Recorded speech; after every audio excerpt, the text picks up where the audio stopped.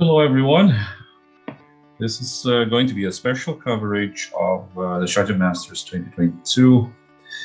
Uh, Earlier, round 7 was played in the event, and in that game, I played this Grandmaster from Serbia, Velimir Ivic, who has a rating of 2623. Okay, it was a tough event. I lost to Ganguly and a few other GMs. Yeah. I played 7 GMs in 7 rounds. I won 3, and unfortunately, I lost the other 4.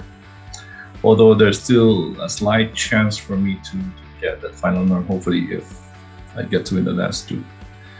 But it's going to be tough. But anyways, let's check out this game against Ivic. I was white. My past 2 games with white, I played d4 and e4, so I just tried c4 to surprise my opponent a little bit to get out of his preparation.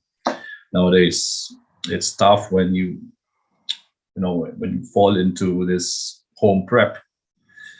So it's better just to play solid, play good chess, and see what happens, right? So I played English, okay, a more flexible line, and then at least I could control what I could do in the middle game as well. Then for knight f6, knight c3, 5, so we now have the reverse Sicilian with e5 and c4.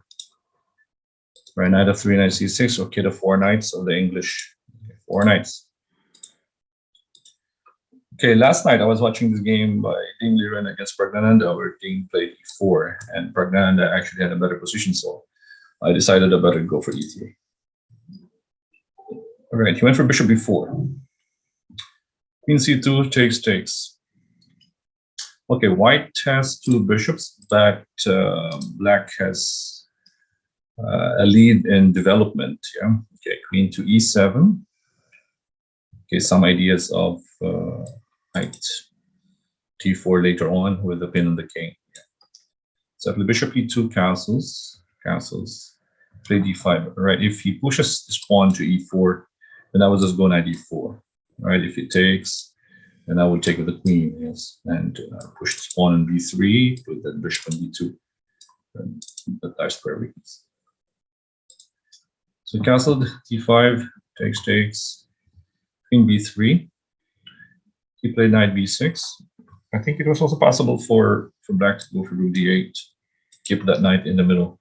I think this is much better than what he played. Yeah. So knight b6 d3. I have to protect that important e4 square. Bishop e6, queen to c2.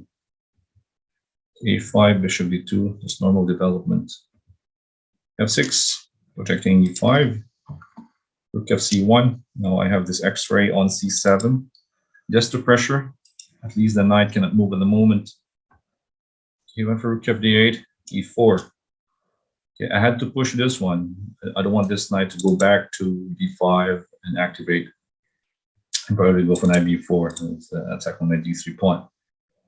And since he cannot jump to d4, so it's time to go for e4 now. So queen f7, b3, because the queen and the bishop was attacking a2. Rook to d7, bishop e3, right? Okay, d8, queen b2. Again, he was planning to go for knight b4. So that's the reason why I played queen b2. And now at the same time, if he plays knight b4, now I have this push. With my knight, bishop, and queen protecting the important d4 square. So the knight cannot move once again. We play knight c8, and now is the right time. This typical exchange sacrifice on c3 or c6. This is a reverse Sicilian. It's a typical sacrifice actually in the Sicilian structure. Takes. Okay, queen c3, or I could also go for queen a3 here to take that pawn, but I wanted queen c3 to be more flexible, attacking this pawn and also c6. He went for knight e7. Now, if he plays a4 here, I would go for takes, of course, and this is an outside pass pawn. Yeah, I will play for that pawn. That will be my long-term plan, the a pawn. So we went for knight e7, protecting c6. I went for d4 here. Now, at first, I was about to capture actually a5, but I was worried about knight g6, the knight f4, and then queen g6. I didn't like this idea. Anyway, we'll have counterplay. So I was like, I better go d4, all right, get rid of my backward pawn and then centralize my piece. Yeah. So I get to centralize my knight. I have this threat, knight takes, and also bishop c4, although at the moment it will not be playable because he has already one made. But I was happy he played king h8. Right now I was able to play h3. It's important that I have this king safety, at least. Yeah. So no rook d1 threats, and I can move my bishop somewhere. Bit f5, I had to take. Takes. Okay, it's an important thing to exchange the knight. Now this becomes a powerful bishop. That bishop on e3 can stay forever. There's no knight that can drive it away. So takes. Now I'm relying on my two bishops, the power of two bishops and the extra pawn. And this is going to be a target. These 2 pawns are going to be targets, and these are isolated pawns. So rook d6, queen c3, eating that pawn on a5. He played bishop e4. Okay, I think it was better to play rook g6 first, then king h2, and then queen d5. Yeah. Then I have to play rook g1 passively. Yeah. Because if I play bishop f3 here, then he has bishop e4, which is not easy for white. So I had to play rook g1. The queen protects a5, and that should be fine. That should be fine here. Then he played bishop e4. Okay, I had the chance to play king takes a5, and I was pretty comfortable after this because I can protect this pawn on g2 with the bishop move in g4.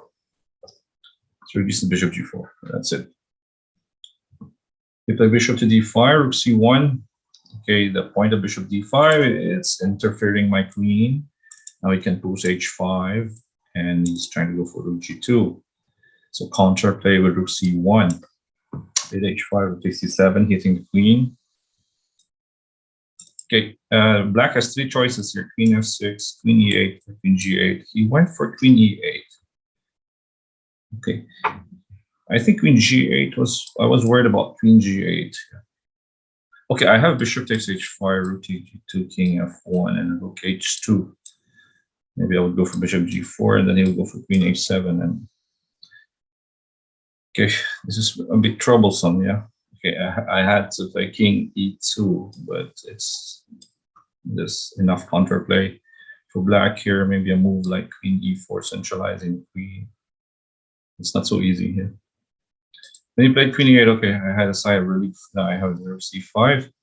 Even rook g6. Okay, the main point of rook g5 is that if he takes on g4, I will take. Queen takes d5. He takes on h3, for example. I have queen on h5 and queen takes h3. Yeah. King g8 and then queen takes h3.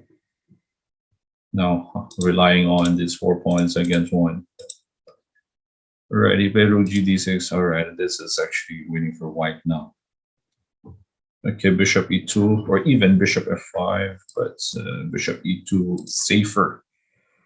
I can go back to f1 and protect that important counterplay on g2. But queen g6, bishop f1, right? Better to be safe than sorry. Rook a8, queen b5, keeping an eye on the bishop and also the pawn on h5. You play queen e4, a4, the pass pawn might be pushed, yeah. f1 protects g2. The bishop cannot move because of rook takes h5. All right, so its pieces are tangled in the middle. Okay, rook d8, queen e2. I was also trying to go for bishop g5 here, but I like this idea of having the bishop on e3. I wanted the bishop to stay there. It's a stable square with a pawn on f2 protecting it. So I didn't want to move that bishop. So queen e2, queen g6. All right, pass pawn must be pushed. I was trying to go for bishop b3. I have to keep the 2 pawns, keep it connected. Rook f8, king h2. Okay, he was planning to go for bishop f3. Okay, king safety, no pin on the g file. Queen f5, queen to b2, no queen e5 check, right? Here I was playing very careful chess. trying to stop all this simple counterplays. Yeah. He played queen d7. Okay, queen e5. Hitting the pawn on h5. Rook f5. Rook c8. Simplifying. Takes. Right. Because if he goes king h7 here, then I would just go for bishop d3. Right. In the rook. So it's forced. Check on c8. Check on d6. Queen c2. Bishop d4, threatening mate on h6 to g7. So that pin to the king. Played queen d2, queen to d7. I was also looking at bishop d3 here. Now forcing the exchange with queen f4 because he cannot take this one. It's queen h6 takes, right? Now if he goes queen f4, then I would take, rook takes, and then just bishop c5 and continue the pawn push, right? Then I have this bishop f1, g3, bishop g2, exchange the bishop, and the other pawn just pushes. Should be winning, I guess, but I thought of queen d7, maybe trying to squeeze out, be greedy. Okay, queen f4, g3. Okay. He played queen g5, but the main point here is that if he takes on d4, I would take his rook, right? So he played queen g5, takes on g7. Again, if he takes that bishop, I will take his rook. So king g8, go back to d4, protect f2. Right. Being careful, extra careful. It's not easy actually to win a one game. Yeah, you gotta be careful. You keep your concentration until the end. So queen c8 check. He played king f7. Okay. Now if he goes rook f8 here, I would go for queen g4. Exchange. Yeah, takes, and takes. If he plays rook f3, then I go king h4. That's 4 pawns. Yeah, massive pawns. With king f7, he's still fighting. Okay, but very less time. Queen c7, keeping an eye on this diagonal to make my king safe. The bishop protects g2. The bishop on d4 protects f2. Yes, these are the counter plays that I need to keep it close and guarded. Yeah. So king g8 takes. Now I can take. Again, he cannot take on h4. This king g7 mate. So the queen is guarding that important g4 square, g7 square. So you play queen h6, queen d8. He played king f7, queen check, king g6, and now the final move h5. Right. There are 3 pieces that can capture the pawn. One could be the queen, but queen g7 is just, sorry, queen g7 is just mate right here. Okay. And if he captures with the rook, I have bishop to d3, and it's still going to be mate. Yeah. Rook goes back here. And if king goes g5, queen g4 is mate. Captures with the king. Of course, this takes on the rook. Game over. Here, I can just go bishop e2. King h6, and then, okay, I can even play bishop e3 here. And wins. Okay, so after h5, my opponent resign. Okay, this is my 3rd win in 7 rounds. All 3 wins against grandmasters. The first win was against Rinat Jumabayev of Kazakhstan. Another win against the German grandmaster Lothar Vaught. And here with Ivic Velimir. I played 7 GMs. I lost to Ganguly. That was tough. There were some chances somewhere in the middle game. I lost to Kolbukharov, this Australian GM. Who else? First round, okay, I also lost to this 2-6 GM, yeah, and another GM from Dennis Kadrich. Okay, but there's 2 more games. Hopefully, if I get good chances and win this 2, if I'm lucky to win this 2, if I'll be lucky to win this 2, then I will get my final loan. But let's keep our fingers crossed. It's not easy, but we'll continue to fight. You win some, you lose some. It's part of the game, it's part of life. So just move on.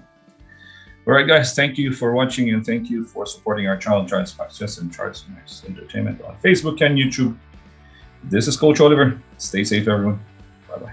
I'm here with International Master Oliver Ivic from the Philippines. Oliver, congratulations. Oh, thank you so much. You just won your round 7 game against Velimir Ivic from Serbia, Grandmaster rated 26-23. Tell us what happened in the game and how does it feel? Okay, it was an English opening, and there was this typical sacrifice because it's a reverse Sicilian. So there was a typical sacrifice on c6, exchange sacrifice, and probably he missed that one. And then I was able to get all the spawns somewhere. It looked like a very nice finish, probably a fun game to play. It was. Okay, I had 5 pawns against none for him, so.